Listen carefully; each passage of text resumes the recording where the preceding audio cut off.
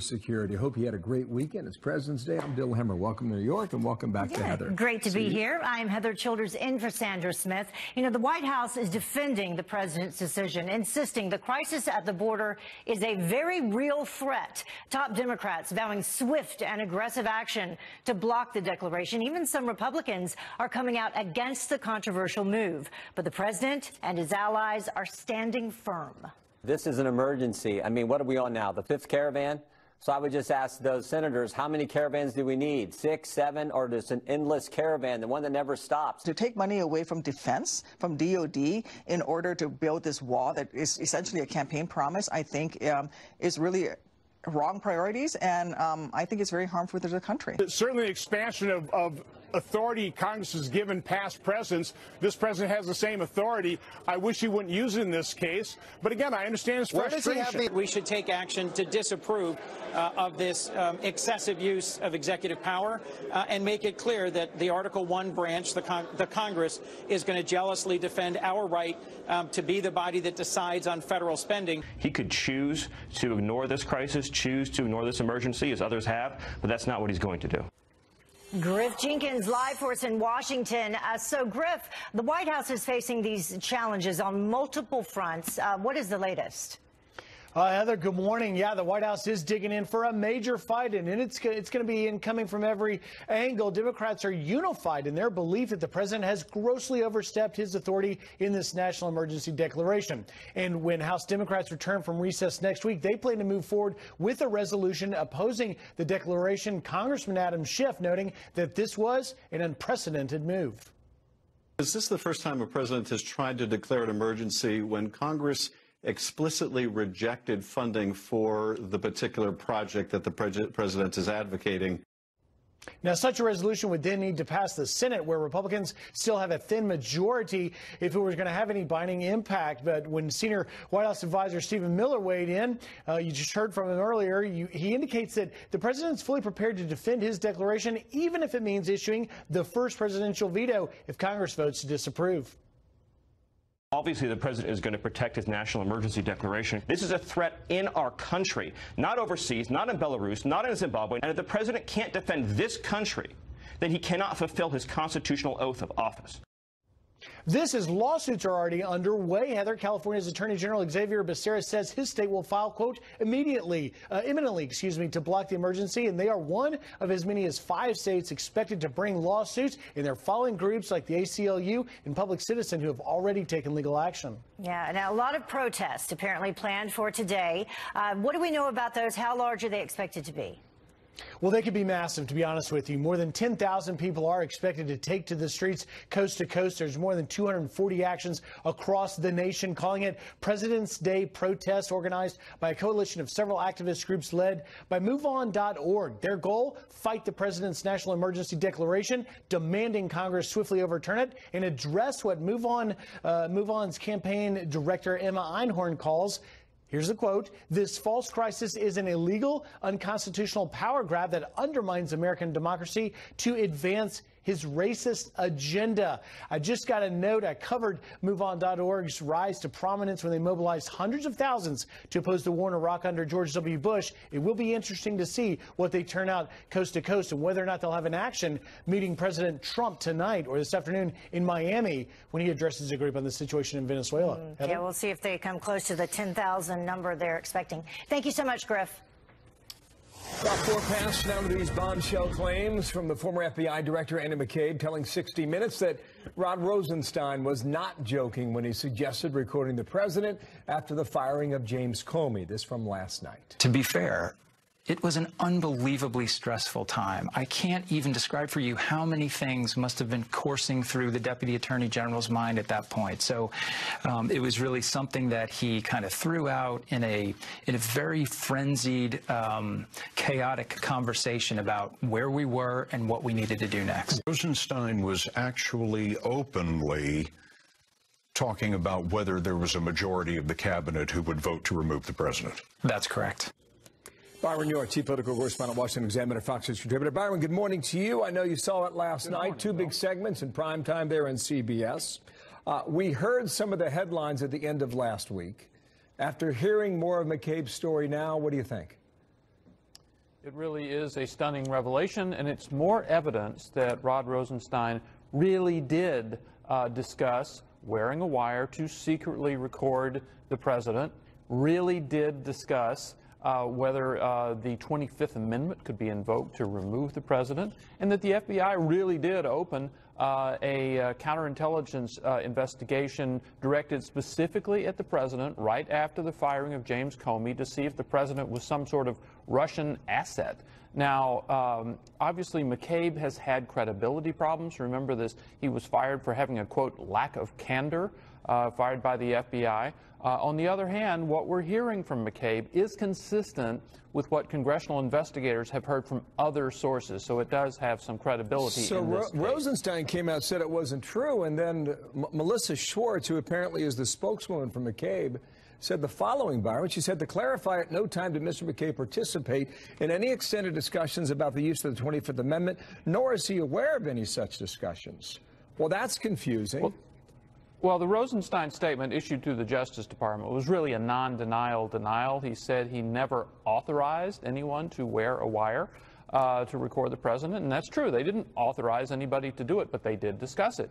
And as far as the 25th Amendment is concerned, he says he never believed it could be used, but it appears that they did, in fact, discuss it, which is amazing. You remember, Rod Rosenstein is not even a cabinet head. He is the deputy attorney general. There was a Senate-confirmed Attorney General, Jeff Sessions, in office at the time these discussions were going on. So I think much of the, quote, denials of this are not really denials. I'll see if the president's reacting, as you would expect. A few tweets here. I'll read them to you, Byron. Here's two of them. Wow, so many lies by now disgraced acting FBI Director Andy McCabe. He was fired for lying, and now his story gets even more deranged. He and Rod Rosenstein, who was hired by Jeff Sessions, another beauty, parenthetically, looked like they were planning a very illegal act and got caught. There's a lot of explaining to do to the millions of people who had just elected a president who they really like and who has done a great job for them, the military, vets, economy, and so much more. This was the illegal and treasonous insurance policy in full action. That insurance policy question did not come up last night. Listen, this was largely Andrew McCabe's story. He had a lot of time to tell and share his experience. What did you think about how they told his story? What was missing? How about the Trump Tower meeting that happened that was a lot missing 4 months prior? Exactly. There were many, many things that were not covered, at least in this interview. You mentioned the Trump Tower meeting. What about the dossier? What about the beginning of the counterintelligence investigation into the Trump campaign, the so-called Crossfire Hurricane investigation? What about the briefing of President-elect Trump in early January in Trump Tower, where the James Comey tells him about the allegation of sexual misconduct in a hotel room in Moscow? I mean, there's all sorts of stuff that Andrew McCabe might have been able to talk about that was not actually covered in that interview. Lindsey Graham wants a hearing, and we'll see whether or not that happens. We'll talk about that a bit later. Thank you, Byron. Byron York, Birmingham, Alabama today. Thank you, Bill. You bet. Much more on this coming up throughout the morning. Talk to Mercedes Schlapp, White House Director of Strategic Communications. She's going to be live here in a few hours as we roll on 9 to noon today. All right. Looking forward to that. But there's this Fox News alert, a new twist in that investigation of an alleged hate crime attack against Empire cast member Jussie Smollett. Chicago police now say that they're no longer calling the actor a victim. Police want to interview Smollett again after questioning and releasing 2 brothers who they also say they're no longer classifying as suspects. Jeff Paul has the latest on all this from Chicago. So, Jeff, what's the latest in terms of these developments? Yeah, police want to question or speak with Smollett again about some new developments that have come up in this case. And this is in response to some of the questions that have surfaced regarding the validity of the claims that Smollett has made about this alleged attack. And this is an incident that Smollett himself has spoken about very publicly and on air, most recently on ABC. And I see the attacker masked, and he said, "This MAGA country punches me right in the face." Who says Empire? This MAGA country ties a noose around your neck and pours bleach on you, and this is just a friendly fight? Smollett gave that interview shortly after two brothers from Nigeria were arrested. Investigators say they had left Chicago the day of this alleged attack and were detained when they returned. Police also searched their apartment, but those men have since been released and police didn't file any charges. My clients are great. They're tired. They're glad that justice prevailed for them. They put the work in, and I'm glad to say that they're on their way home. Now, the lawyer for Smollett says that he will continue cooperating with police. They also released a statement saying that anyone claiming that Smollett somehow had a part in this alleged attack is simply lying. Heather? All right, much more to come on this as well. Thank you, Jeff. In the meantime, Anthony Weiner is now a free man, released from jail after serving more than a year for sending the so-called sex to a teenage girl. So where he is headed next. And Facebook is under fire. Why the social network is now being called a, quote, digital gangster. And the president vowing that the wall will be built. The White House will prevail in any legal battles. That's the case they're making. How strong is it? Alan Dershowitz on the national emergency coming up live next. He's going to protect his national emergency declaration, guaranteed. But the fact that they're even talking about a resolution of disapproval shows you this is a statutory issue and a statutory delegation that Congress made. Welcome back. Disgraced former Congressman Anthony Weiner has been released from a federal prison in Massachusetts. He's now in a re-entry program in New York. The 54-year-old served 15 months of a 21-month sentence after pleading guilty to sexting with a 15-year-old girl. He's expected to have a full release in a few weeks. He'll have to register as a sex offender. The bottom line is this. You cannot conceive of a nation without a strong, secure border. Congress in 1976 passed the National Emergencies Act and gave the president the authority, as a result of that, to invoke a national emergency in many different circumstances, but among them for the use of military construction funds. If the president were to say we're going to use military construction funds to, say, increase the perimeter around a base in Bagram, around a base in Syria, nobody would even say anything about it. Stephen Miller, White House advisor with Chris Wallace on Fox News Sunday, defending the national emergency declaration. Now the lawsuits stack up against the plan. Alan Dershowitz joins me now. He wrote the book, The Case Against the Democratic House Impeaching Trump. How are you doing, sir? Good morning to you and welcome back. What do you think about the legal standing for this? Let's start with that and then we'll go from there. Well, I think it's very questionable. Emergency generally means something that happens so quickly that there isn't time for Congress to act. I don't think an emergency includes a failure by the branch of government that's authorized to expend funds, namely the House of Representatives and the Congress, to authorize funds that the president wants to see authorized, and they refuse to do it. I don't think that's an emergency, and I think Congress does have the authority to vote to amend the law that was cited in the previous discussion to make it clear that it doesn't apply to failure to authorize expenditures. Of course, the president could then veto, and you'd need to have a veto-proof majority. Will that happen? I don't know. But Congress, many members of Congress, including Republicans, are upset at what they believe is a presidential power grab over the legitimate power of Congress to authorize expenditures of money for long-term problems, not problems that suddenly appear on the horizon. I got to follow up on that, but first back to Stephen Miller about that whole thing about disapproval that could be treated with a veto. Watch you from Wallace and Miller. If they pass a resolution of disapproval, will the president veto that, which would be the first veto of his presidency? Obviously, the president is going to protect his national emergency declaration, Chris. And I know that we're out of time, but again, I want to make this point. There's no threat. So, yes, he will veto? He's going to protect his national emergency declaration, guaranteed. So we'll see where that goes, and we'll keep our powder dry until that happens, Professor. However, you have all this money that you can access. Maybe not all of it, because you will get a legal fight on some of it. But you've got access to a lot of money now that would allow you to continue the border security plan, whether there is a legal fight or not, sir. Yeah, and I think what's going to happen is you're going to have some district courts striking down at least some parts of the emergency provision and the expenditures. Others may uphold it, and then it's going to make its way to the Supreme Court. The real question is what happens in the meantime. If the courts grant the stay, they're basically saying there's no emergency, because if there's an emergency, you don't grant the stay. And if they grant the stay, It's their way of saying there's no emergency. But eventually you'll get to the Supreme Court. There are 2 new justices on the Supreme Court. We don't know how Justice Roberts will vote on an issue like this. So it's really unpredictable whether the president will ultimately prevail or not prevail. I think the key question is whether the lower courts will grant the stay, and if they do, whether the Supreme Court would uphold the stay or vacate the stay, because that really tells you what they think about whether this is an emergency. If the case takes 6 months or a year, obviously that's a message that says there's nothing emergent about this. There's not an emergency here. This is something that should be done in the ordinary course of events. Yeah, back to my point, though. What Stephen Miller said is that we will see a couple hundred miles by middle 2020, 2 years from now, thereabouts, meaning that you can access some of that money. Now, quickly on the McCabe thing from last night in 60 Minutes, you know, a lot of contrails from that story again today. Here's Rush Limbaugh with Wallace on Sunday and how he sees it.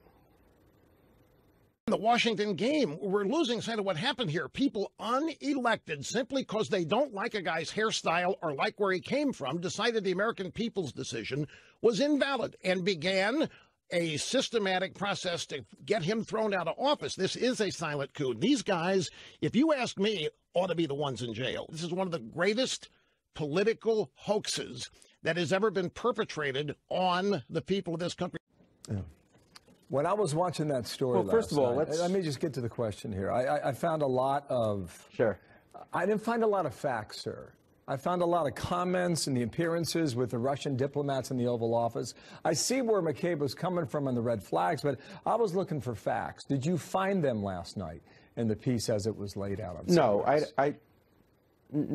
I don't see facts. I don't agree with Rush Limbaugh that this is about a person's hairstyle. This is a serious issue. I think McCabe and Rod Rosenstein really believed that the president had obstructed justice. I think they were wrong, but they honestly believed it, and they were looking for a way, short of impeachment, to remove him from office. I think that there ought to be hearings.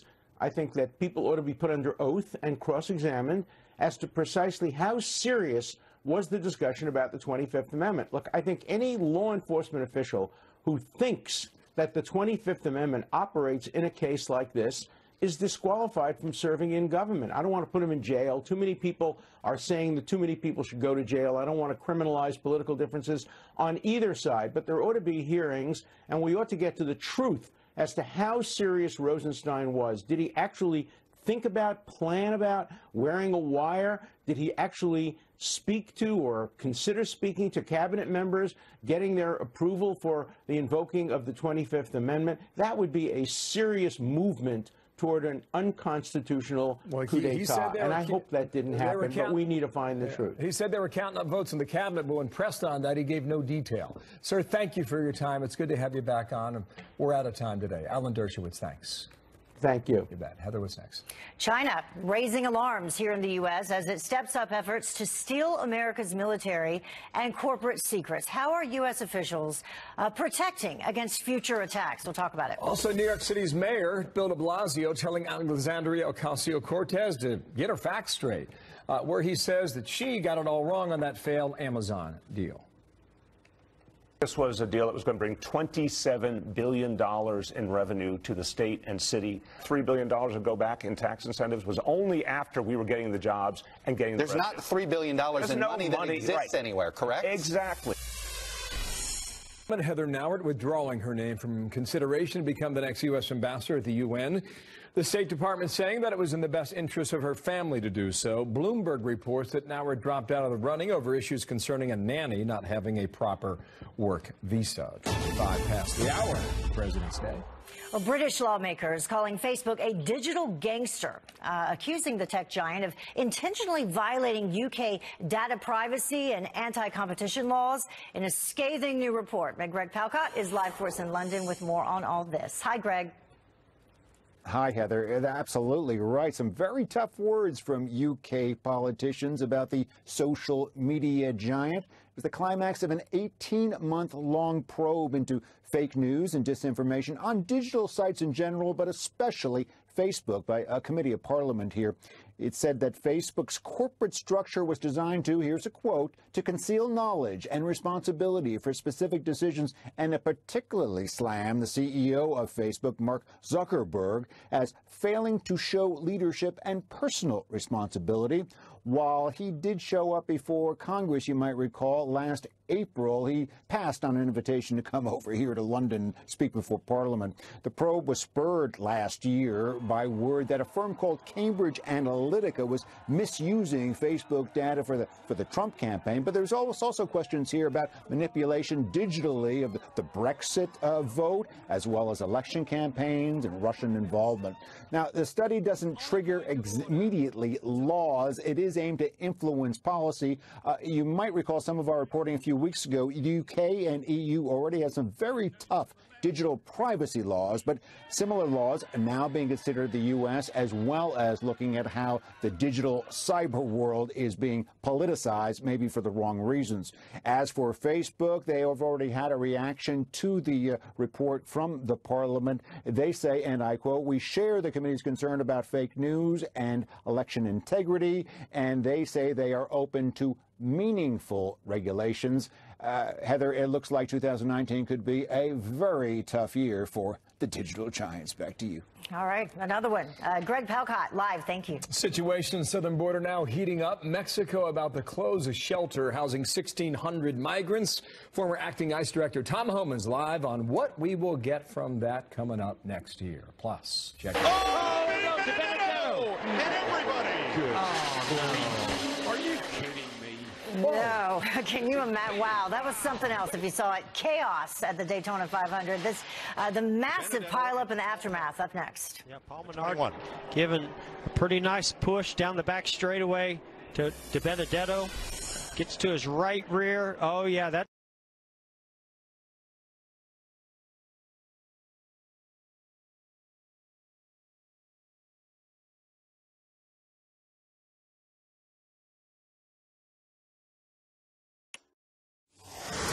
.31 on this President's Day. The White House back on the offensive over the situation on our southern border. This is concerns escalate in parts of Texas over a possible influx of Central American migrants. Jackie Heinrich live in Eagle Pass, Texas, to tell us the situation, the story from there today. Jackie, good morning. Good morning, Bill. Yeah, we could see an influx of migrants this upcoming week, as Mexican authorities just announced that they plan to close a shelter just on the other side of the border here that's currently housing those 1,600 people that are here from several Central American countries. But no wall is going to be built anytime soon. Even with President Trump bypassing Congress, money in the military construction budget just can't be moved without the Defense Secretary's approval. He is expected to decide, Patrick Shanahan, whether to allocate $3.6 billion from other projects in the next few days. In the meantime, though, opinions on the wall are split here in Eagle Pass. Some people are uneasy with increased law enforcement, saying that it feels unnecessary. I think using the word crisis that's not the word to use. We live here. We know there's no crisis. But other Eagle Pass residents are getting tired of the migrants trying to bypass the system and putting a strain on first responders. Border Patrol in Eagle Pass says since the caravan arrived, they've had a spike in river rescues. 17 people were rescued in just one day last week. Was a migrant, but did everything legal. So the questions are on the border. What Trump is doing, I believe, is the right thing. This is also a very emotional issue for people. Yesterday, we saw an Angel mom who came down to the border. She was handing out food and water to Border Patrol agents, thanking them for what they're doing down here. Her son was murdered in San Antonio 8 months ago today by an undocumented immigrant and had his body set on fire. Here's what she had to say. I wake up and I count my blessings, I count my children, but I can no longer count Jared. So again, it's very traumatic. It's still very heartbreaking to know that, you know, I no longer have a son, and it could have been prevented. The national emergency is still, of course, facing challenges from the courts. Bill. Jackie, thank you. Jackie Heinrich with the latest from Eagle Pass, Texas today. Heather? So with more, let's bring in former acting ICE Director Thomas Homan. Thank you so much for joining us. We appreciate it. So you just heard some of the residents there, specifically at that location, and they say two different things. You hear some residents say that there is no crisis, others say there is. What do you know to be the case? Well, look, there is a crisis, and for those residents who don't think there's a crisis, you got to understand what they're thinking. They're not dealing with the aftermath. The MS-13 gang members coming across, they're not staying in Eagle Pass. They're going to New York, they're going to Chicago, they're going to Baltimore. And, you know, the criminal gangs, they're not staying in Eagle Pass either. So Eagle Pass is a thoroughway. I mean, they go through Eagle Pass, but they're not living with the aftermath of what a lot of America is dealing with. So I understand that they may not think it's a crisis. They don't have to deal with the crime and what's happening in the inner cities, but it is a crisis. If you look at the numbers, if you look at what's happening, it's a crisis. I mean, it was a crisis agreed to by Democratic governors that sent military down there to assist what's going on the border. You know, securing the border equals national security. I mean, it's that simple. On that front, you mentioned the Democrats, many of those already coming forward saying, you know, we are going to try to reverse this decision by the president. He could not do this and declare this national emergency. But you believe that the crimes committed allow him to do this? I think a lot of things allow to do it. What people don't understand, they think border security is a national security, and the Democratic leadership fails to recognize this one thing. The cartels control the northern border of Mexico. Nothing crosses that border without being handled by the cartels. While they're busy moving family units in one sector, they're moving drugs to another sector. The intelligence reports clearly show that. So it is a national crisis because drugs are coming across the border. Bad people are coming across the border. They use the family units to tie up Border Patrol assets. That's been shown in numerous intelligence reports that they refuse to recognize. And not only the intelligence reports. I mean, you and I have spoken about this on multiple occasions. I've spoken with ranchers who are there on the border in Texaco, or I'm sorry, in Texas, in New Mexico, in Arizona, and they've said one of the issue is, you know, these people who are crossing the border illegally, it's the type of people that has changed in terms of if you compare years past, and they're much more dangerous, the folks that are crossing the border now. Well, a couple of things. I'm glad you brought that up. Look, the rest of MS-13 members by the Border Patrol between the point of entry is up 180%. Other gang members 180%. The seizure of fentanyl is up like 170% by the Border Patrol. So, yes, there's an increase in what's going on, illegal activity between the ports of entry. But you brought a very good, I want to address this really quickly. Everybody says, well, less people are coming than came, you know, back early when there's 1 million people a year. But they got to understand the dynamics of who's coming. Back then, I was a Border Patrol agent. If there's 1 million people, most of them were arrested and removed the same day because they're Mexican nationals. Now we have cartel members that are planning what's happening because they're using the loopholes to move people in the country that claim asylum through the loopholes. They don't leave.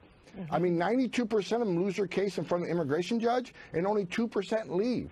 So it's a whole different dynamic. That's why the numbers, the total numbers coming across isn't as important as who's coming across. Yeah, and people need to understand that. I want to also ask you about some of these Democratic candidates for 2020 who are already calling for not only a no wall, but Beto O'Rourke specifically said that he's for tearing down the wall, the portion of it that already exists. And then you have multiple potential candidates talking about defunding ICE or doing away with ICE altogether. What would you say to them? Well, first of all, they're putting their political ambitions ahead of public safety and national security. If they want to run for president of the United States, they need to understand their number one responsibility is protect the sovereignty of this country and protect this country from harm. And look, if you look at the data, they're all ignoring the data. The data is clear. Every place a wall or barrier has been built has resulted in decreased illegal immigration, decreased drug flow. It's proven. So they're ignoring the data. And if they want to run for president, they need to understand their first order of business to protect this country. So another thing, they talk about, well, most drugs come through the port of entry. Well, no, that's not true. Most drugs are seized at a port of entry because every vehicle stopped, every person's talked to. So, of course, they're going to find more drugs there. It's like if the state police send a DUI checkpoint up on I-95, the next day they're going to say, we arrest the most DUIs on I-95. Well, how about all the other highways around that you didn't have a patrol on? This is, again, using the data against this president. This is about political hatred for this president and not about national security and public safety. All right, Tom Homan joining us live to talk all about this. We really appreciate it, and your firsthand experience is invaluable. Thank you. Thank you. Thank you, Sarah. Drivers, we have a pile up at the Daytona 500 right toward the end of this race. Watch and everybody! Good. Oh, no. Are you kidding me? This is big. 21 cars. with only 10 laps to go. Man, the good news, all the drivers were okay. Took crews about half an hour to clean up the mess. One of the 5 crashes in the final 20 laps. Denny Hamlin takes the checkered flag, notching his second win, the Daytona 500, holding off defending series champ Joey Logano and teammate Kyle Busch. Yeah, Joey Logano just missed that huge wreck. You ever gone to the race down there? Oh, yeah. I've actually been around that track. Back in 2013 in a car with Greg Biffle. Amazing. Yeah, it was amazing. I think the race is extraordinary. Yeah. You really get a sense for the nostalgia for the sport when you get out there, especially Daytona. Yeah, I wasn't going anywhere near that fast. I see. Yeah. More they are. All right. Well, the U.S. is putting pressure on the socialist regime in Venezuela. We're going to talk about that. The struggle in Venezuela is between dictatorship and democracy. Nicolas Maduro is a dictator with no legitimate claim to power, and Nicolas Maduro must go. Yeah, President Trump is set to speak about the crisis in Florida this afternoon. We'll have a live report coming up in the next hour. Also, Republicans say they will investigate these claims of Andrew McCabe, and they want him to testify very soon. New York Republican Peter King is on deck on that next. Was this an attempted bureaucratic coup? I don't know. I don't know who's telling the truth.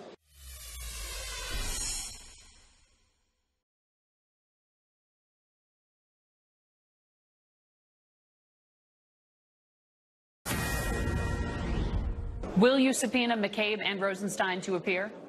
How can I not, if that's what it takes? I know he's selling a book, and we need to take with a grain of salt maybe what Mr. McCabe is telling us. We're going to find out what happened here, and the only way I know to find out is to call the people in under oath and find out, through questioning, who's telling the truth, because the underlying accusation is beyond stunning. So there was Senator Lindsey Graham from CBS on Sunday morning, chairman of the Judiciary Committee, vowing to open his own investigation after the Andrew McCabe interview on 60 Minutes. New York Republican Peter King is on the House Homeland Security Committee. Sir, how you doing? And welcome back to our program here. I got a bunch of questions. Before I get to those, go ahead and tell me what you thought about this last night. What did you learn, and what is left still hanging on the tree? I think we learned, if anything, you can't believe what Andy McCabe says. And also, I think what was probably bothered me the most was that Scott Pelley didn't seem stunned by this, that somehow they were carrying on a discussion as if this was an ordinary political event or an ordinary governmental event. I mean, this is probably the first time in the history of the country that you had top law enforcement officers, in effect, seeing how they could remove the president of the United States. And the fact that when Rosenstein, whether he said it or not, but even if he was joking, he said it as a joke, you're wearing a wire in the Oval Office and meeting with the president, you would have thought that would have shocked everyone in the room. They would have got up and left. I mean, can you imagine if this had happened to Barack Obama or if Hillary Clinton were president or Bernie Sanders or anyone?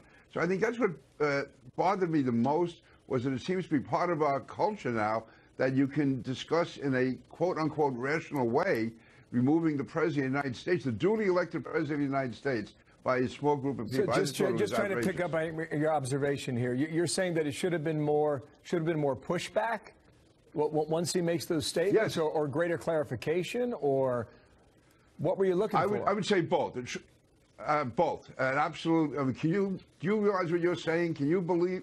You expect the American people to accept this? And asking McCabe, how could he have sat there through this type of conversation, forgetting the wire, that's bad enough, but just the idea that they would be sitting in a room talking about the possible removal of the President of the United States. And what was the basis for it? The fact that Jim Comey was fired.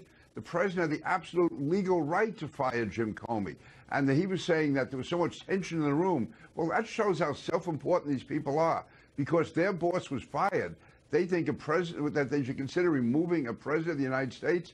And also the fact that he said he was going to start the investigation then. Well, you don't start investigations until it's a crime, not because you think that maybe the president was thinking the wrong thing. I mean, the fact is that there was no legal basis for what he did.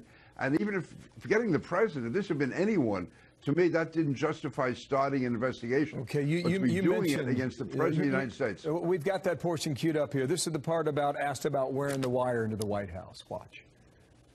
We talked about why the president had insisted on firing the director and whether or not he was thinking about the Russia investigation and did that impact his decision. And in the context of that conversation, the Deputy Attorney General offered to wear a wire into the White House. He said, I never get searched when I go into the White House. I could easily